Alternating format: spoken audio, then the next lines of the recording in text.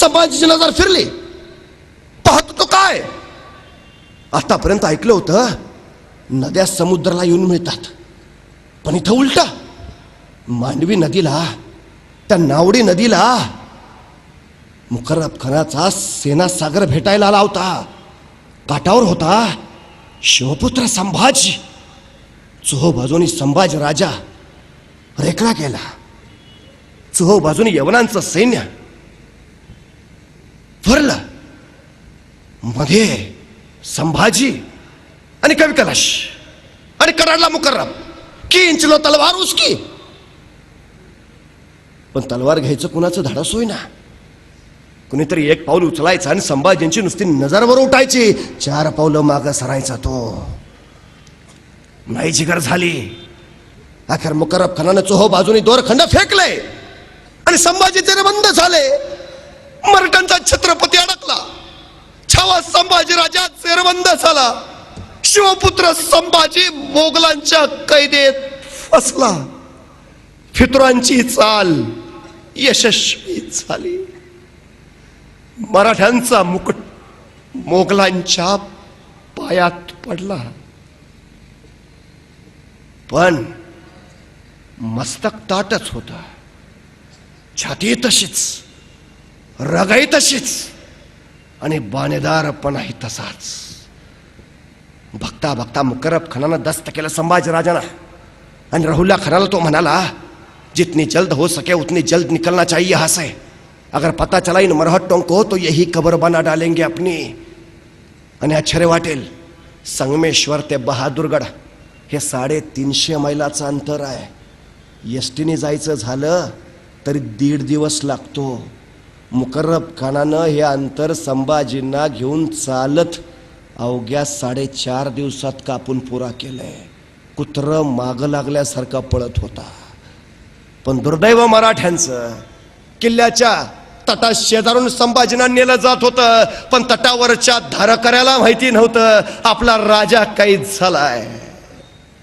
अरे गावच्या वेशी वर्ण संभाजींना नेलं जात होतं, पण गावातल्या वारकऱ्याला आणि गावकऱ्याला माहिती नव्हतं आपला राजा कैद झालाय. कडेपर्यंत संभाजींना सुरक्षित ठिकाणी पोहोचवलं होतं आणि औरंगजेबाला खबर द्यायला हेर धावत आला होता. हुजूर हुजूर बड़ी खुशी की खबर है, संभा गिरफ्तार हुआ. आणि आल्या हेरला औरंगजेब विचारत होता, पी के तो नहीं आए, क्या बकते हो? हाँ हुजूर, संगमेश्वर में मुकर्रब खान ने दस्त कर लिया उन्हें. अल्लाह ताला की मेहरबानी, शब रात का जश्न होना चाहिए. आखिर आई गया दक्कन का चूहा सिकंजा में, अब दिखाएंगे उसे. लाया जाए उसे शान शौकत से, पहना जाए तख्ता कुला. आतापर्यंत तिने आपल्या खांद्यावर मराठी तख्त पेरला असेल, आता त्याच्या खांद्यावर तख्ता कुला ठेवा. आतापर्यंत त्यांनी राजवस्त्र घातले असतील, आता त्याला विदूषकी झपली घाला. आतापर्यंत त्यांनी मराठेशाहीचा मुकुट मिरवला असेल, आता त्याला घुंगर असलेली विदूषकी टोपी बांधा. आतापर्यंत त्यांनी राज अलंकार घातले असतील, आता त्याला पोलादी काटेरी साखळ दंडाने जकडवा. आतापर्यंत राजा म्हणून घोड्यावरनं, मेन्यातनं, पालखीतनं, हत्तीच्या अंबारीतनं गेला असेल, आता त्याला उंटाला बांधा. आतापर्यंत राजाला म्हणून नगारे वाजले असतील, आता ढोल ताशे बडवायला सुरुवात करा. कळू द्या महाराष्ट्राला, आलमगीर औरंगजेबने संभाजी गिरफ्तार केलाय. आणि बरहुकूम निघाली थिंड. विदूषकी झपली घातली, घोंगर असलेली टोपी अडकवली, काटेरी साखळ दंडाने जकडवलं, उंटाला बांधलं आणि निघाली धिंड वाजत गाजत. अरे कुठल्या राजाच्या वाट्याला आली ही विटंबना, कुणी सोचलं? अरे मोगली छावणीत कल्लोळ कल्लोळ वाजला होता आनंदाचा. आतुरले होते सारे. अरे 9 वर्ष ज्याने औरंगजेबाच्या दिमागात सैतानी गोंधळ घातला, तो संभाजी आहे कसा? अरे कसा दिसतो, कसा आहे तो? कोण कोण कोण? अरे कोण कुणाच्या झाडावर, कोण कुणाच्या घरावर, कोण कुणाच्या डोक्यावर, कोण कुणाच्या खांद्यावर उभा राहून बघत होते. कसा आहे संभाजी? आणि निघाली थिंडा वाजत गाजत. अचानक कुठून तरी भिरभिरणारा दगड यायचा, धप छातीवर आदळायचा, रक्ताची चिळकांडी यातनेचा कल्लोळ उडायचा. कुणीतरी यायचं, उंटाची शेपटी पिरगाळायचं, उंटा थया थया नाचायचा, अंगावरचे काटेरी साखळ दंड टोचायचे, बोचायचे, जागो जागी जखमा करायचे. कुणीतरी यायचं, अंगावर थुंकायचं, कुणीतरी यायचं, एखादं शिवी द्यायचं, कुणीतरी यायचं, तलवारीच्या टोकाने संभाजींच्या अंगावर रेषा उठवायचं, रेषेबरोबर रक्ताची धार लागायची. अरे मातीवर रक्त रक्त मुद्रा उमटवीत जायची. अरे कुणी सोचलं अरे विंचवाच्या लवलव करणाऱ्या वेदना कुणाच्या वाट्याला आल्या का? अरे झुकला असता, वाकला असता, नमला असता तर आयुष्यामध्ये जगला असता. मग का नाही केलं? का सोसत राहिला सगळं? का सहन करत राहिला विटंबना? स्वराज्यास्मितेसाठी, स्वराज्यासाठी, मराठी दौलतीसाठी. अरे इतका इतका अनन्वी छळ, इतके रक्ताळले होते संभाजी, इतके शेंदूर फासल्या हनुमानासारखे दिसत होते. बस इतके.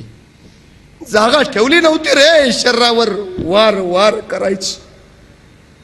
पण एवढं सगळं सोसून सुद्धा छावा होता ताठ. झुकली नाही मान, वाकला नाही कणा. तसाच बाणेदारपणे आला औरंगजेबाच्या दरबारात. तख्तासीन झालेला आरमगीर औरंगजेब दरबारात आल्या आल्या वजीर असद खान कडाडला, संभा झुक जाओ आलमपना के सामने. आणि कडाडला कवि कलश, राजा है वो झुकेंगे नहीं झुकाएंगे. खामोश. सर्दिश शमशीरेला गर्दनेवर. चुप चुप. याद रख, कैद में है तू, आला ताला के दरबार में है. चुप. पण त्याच वेळी आवाज ऐकू आला, सबूर असद सबूर, अभी बहुत पूछना ही से. आणि आस्ते कदम शहनशाह हिंदोस्ता आलमगीर गाझी औरंगजेब तख्तावरनं खाली उतरला. संभाजींच्या पुढे आला. तो रक्ताळा संभाजी एकदा निहाळला आणि नजर स्थिरावली डोळ्यांवर. तीच नजर, तेच तेज. आणि औरंगजेब म्हणाला, 9 बरस का था तब ये मिला था हमें आगरा में. तब पूछा था हमने इसे, क्यों रे संभा, तुम्हें हमारा डर नहीं लगता? और इस संभा ने जवाब दिया था, हमें किसी का डर नहीं लगता, लेकिन हमारी वजह से सबको डर लगता है. सच कहा था काफर ने. कभी ठंडा ट्रैवल ले दी, लेकिन अब नहीं, अब नहीं. अल्लाह ताला की मेहरबानी, आखिर आज कैद में है तू हमारे. आणि त्या खुदाचे आभार मानायला औरंगजेब गुडघे टेकून खाली बसला. नमाजाच्या रुकाता पडायला लागला. आणि त्याची ती अवस्था बघून संभाजी राजाने कवी कलशांना विचारलं, कवीजी, कवी आहात आपण, मग या प्रसंगावर सुचते का एखादी कविता? आणि आश्चर्य वाटलं कवी कलशांना. अरे काय माणूस, मृत्यूच्या गोटात आहे, औरंगजेबाच्या दरबारात आहे, याला भीती नाही, भय नाही. हा माणूस म्हणतोय सुचते का एखादी कविता? ही काय कविता ऐकायची वेळ आहे? कवी म्हटला, हा हा राजन, का नाही, ऐका.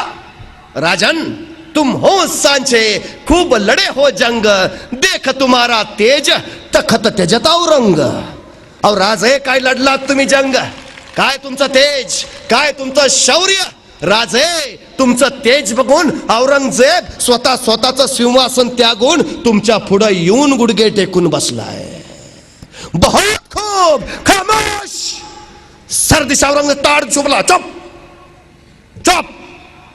बता संभा, बताओ, कहा काय खजाना, कहा किए लूट, कहा काय खजाना?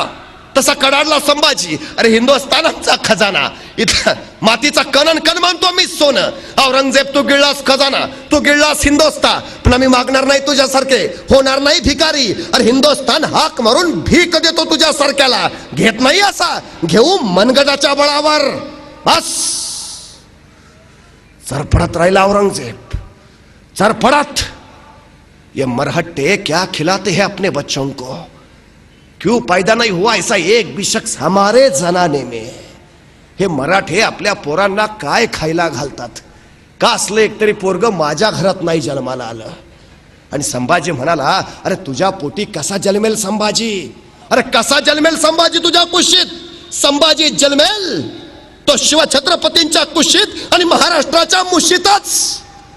अरे स्वतःच्या बापाला विष देणारा तू, स्वतःच्या भावाची खुलेआम कत्तल करणारा तू, तुझ्या पोटी कसा येईल संभाजी? संभाजी येईल फक्त सह्याद्रीच्या कड्यावर आणि बस तुझ्या नरड्यावर. याद राख, महाराष्ट्राच्या मातीत उभा आहेस तू, इथंच माती करू.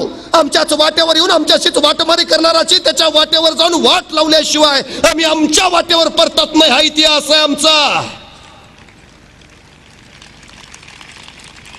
आणि चमकला औरंगजेब, त्याला काय कळे ना, अरे कैदेत कोण आहे, तू का मी?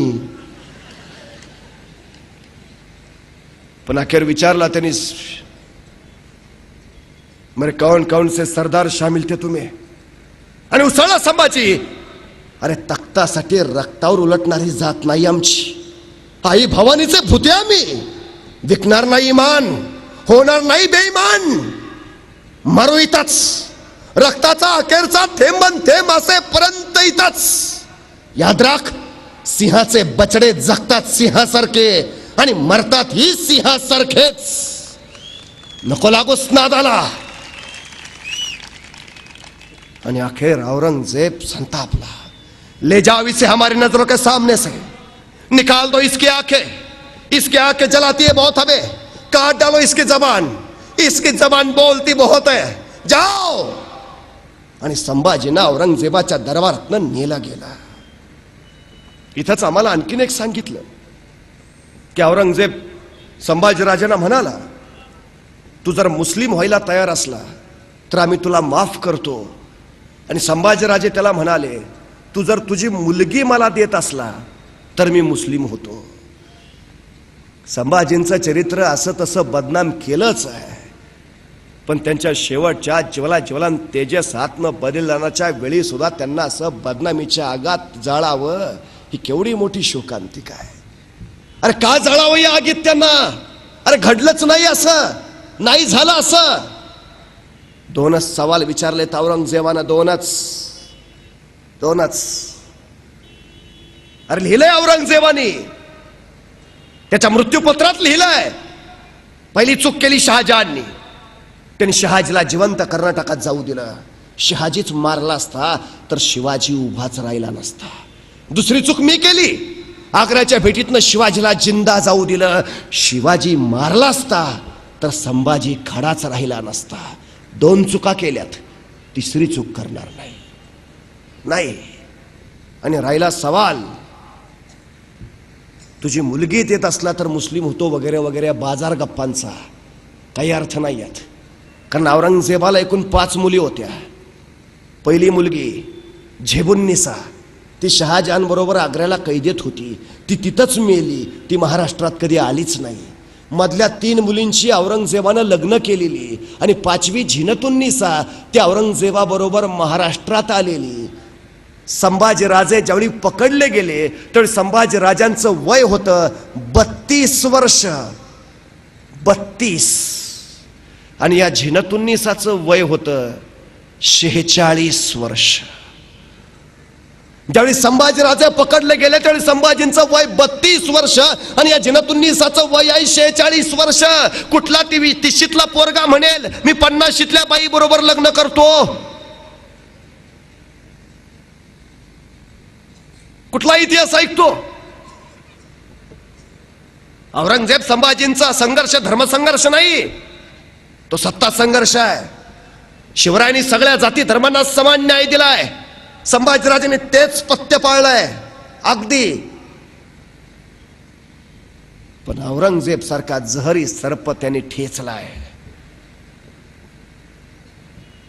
अखेर वडबुद्रुक तुळापूरच्या वधस्तंभाला संभाजींना बांधलं गेलं. औरंगजेबानं सुचवलेल्या सजेचा अंमल चालू व्हायचा आणि बघितलं संभाजीने आज्ञा डोळे काढायची. लालबुंद तापलेल्या तप्त सळ्या घेऊन येताना दिसले हपशी. दुरांच्या रेषा हवेत सोडतायत सळ्या त्या. अरे लालबुंद सळ्या, कळून चुकलं, डोळे जाणार आता. संभाजीने मिटले नेत्र आणि डोळ्या पुढे उभा राहिले राजा शिवछत्रपती. मासाहेब जिजाऊ, आई सईबाई, मावळे, स्वराज्य, गडकोट अरे याच डोळ्याने घेतलं स्वराज्याचं दर्शन, याच डोळ्याने केलं इशारते आपल्या मावळ्यांना, याच डोळ्याने पाहिली स्वप्न स्वराज्य संवर्धनाचे, अरे याच डोळ्याने घेतलं दर्शन आबासाहेबांचं, मासाहेबांचं, आऊसाहेबांचं. तेच डोळे आणि उघडले डोळे संभाजीने. डोळ्या पुढे दिसल्या लालबुंद तप्त सळा आला समोर, घुसले आत, चर्र यातनांचा नुसता कल्लोळ उठला. सळा गेले आत आत आत, निघाला त्याच वेगानं बाहेर. डोळ्या नव्हते कुठंच, उरल्या होत्या नुसत्या खोपण्या, काळ्या कबिंद, उग्र तर्प बाहेर फेकणाऱ्या. अरे पायात काटा घुसला तर 8 दिवस पाय धरून बसतो आम्ही. डोळ्यात लालबुंद तप्त सळ्या गेल्या असतील, किती किती सोसला असतील, अरे किती सहन केला असेल, किती. अरे कुणाच्या वाट्याला आलाय हा अन्याय, कोणी सोसला ह्या यातनांचा जहरी नंगा नाच का? अरे रगेल असते, रंगेल असते तर झुकले नमले असते ना. कुठून आलं हे आत्मधैर्य, कुठून आला हा आत्मसंयम, कुठून आली ही जिगर? पण तोपर्यंत सजेचा दुसरा अंमल चालू झाला होता. सजावती जबान काटायची. हपशे आले लखलखती नंगी तलवार घेऊन, पण संभाजींचं तोंड बंद, जीभ छाटणार कशी? मग हपशे पुढे आले, जबडा उघडायची कोशिश करू लागले, पण जबडा उघडे ना. मग दोघांनी कानावर दाबो जोर दिला, प्रचंड दाब दिला, प्रचंड दाब, पण उघडे ना जबडा. मग एकाने मस्तकावर प्रहार केला, पण जबडा उघडे ना. अरे उघडेल कसा? वाघाचा जबडा आहे, वाघाच्या जबड्यात घालून हात मोजती दात ही आमच्या अवकात सांगणारा संभाजी आहे.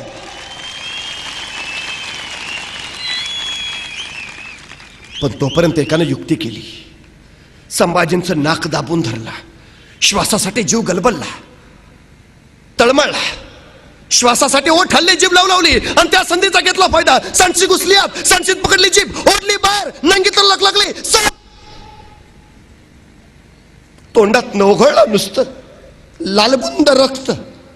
जीभ पडली होती समोरच वळवळत, ती सुद्धा तयार नव्हती संभाजीराजापासून पोरकं व्हायला. अरे ज्या जिभेनं उमटवले जगदंब जगदंबचे बोल, ज्या जिभेनं दिली किलकारी हर हर महादेवची, ज्या जीभेनं केला जागर जय भवानीचा, जी जीभ म्हणत राहिली आऊसाहेब, मासाहेब, बाबासाहेब, ती जीभ पडली होती समोरच वळवळत. 1 नाही 2 नाही, तब्बल 40 दिवस अनन्वित अत्याचार चालला होता.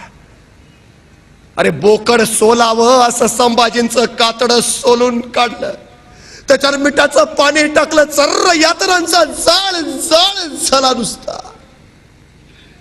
कुणीतरी यायचं गुडघ्याच्या वाट्या काढून न्यायचं, कुणीतरी यायचं हाताची बोट छाटायचं, कुणीतरी यायचं तलवारीच्या पात्यानं मांसाचे लगदे कापायचं, कुत्र्या गिधाडांना खाऊ घालायचं. अरे कुणी बघितलं असतं तर वाटलं नसतं मराठ्यांचा छत्रपती आहे. अरे भूतासारखी अवस्था झालेली, आणि एवढं सगळं होऊन सुद्धा माझा सर्जा सोसत राहिला, सहन करत राहिला का? आपण शिवछत्रपतींचे पुत्र आहोत. या अस्मितेसाठी, स्वराज्यासाठी, राष्ट्रधर्मासाठी सहन करत राहिला. 40 दिवस. अखेर उगवली फाल्गुनी वद्य अमावस्या. 11 मार्च 1689. औरंगजेबाची अखेरची सजा. संभाजीचं मस्तक कलम करा. आणि संभाजींचं मस्तक छाटलं गेलं, भाल्याच्या फळाला अडकवलं, आणि गुढी पाडव्याच्या आदल्या दिवशी महाराष्ट्रात संभाजींच्या मस्तकाची गुढी उभारली. निघाली वाजत गाजत, आली इंद्रायणी भीमेच्या तीरावर. त्या इंद्रायणी भीमेच्या तीरावर त्या रेतीत रोवला तो भाल्याचा फाळ, आणि मस्तकातनं रक्ताचा एक थेंब पडला त्या पात्रात, आणि थरारली इंद्रायणी भीमा. आणि याच इंद्रायणी भीमेनं पाहिलं होतं ते शौर्य, ते धाडस, ते साहस, तो पराक्रम, ती ज्वला ज्वलन तेजस निष्ठा, ते धैर्य, तो संयम. मानवी जीवनाच्या पलीकडल्या चिरंतन तत्वाशी जुळलेलं संभाजींचं ज्ञाननाथ. ती इंद्रायणी भीमा संभाजींच्या मस्तकाकडे तिरक्या माना करून आसव ढाळू लागल्या. गेली 350 वर्ष झाली इंद्रायणी भीमा अजून रडतेच आहे. सांगतेय खरा सर्जा संभाजीराजा अजून कळलाच नाही. शिवाजी महाराजांनी सांगितलं कसं जगावं आणि संभाजी महाराजांनी दाखवलं कसं मरावं. ती इंद्रायणी आजही सांगते.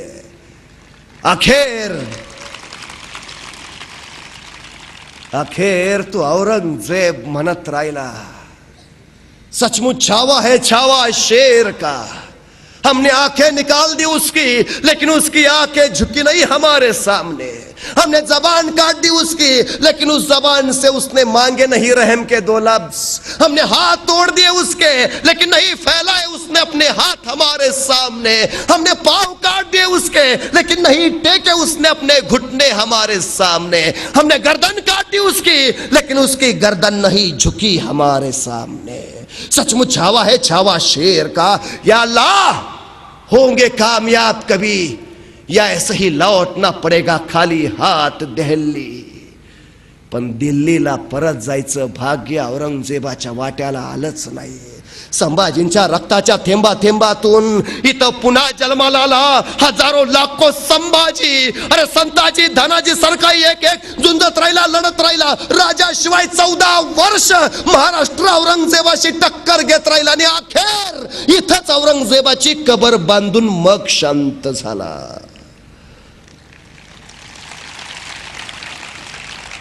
ही प्रेरणा होती संभाजींच्या बलिदानाची. ही प्रेरणा होती संभाजी राजांच्या राष्ट्रप्रेमाची राष्ट्रभक्तीची. जय शंभू.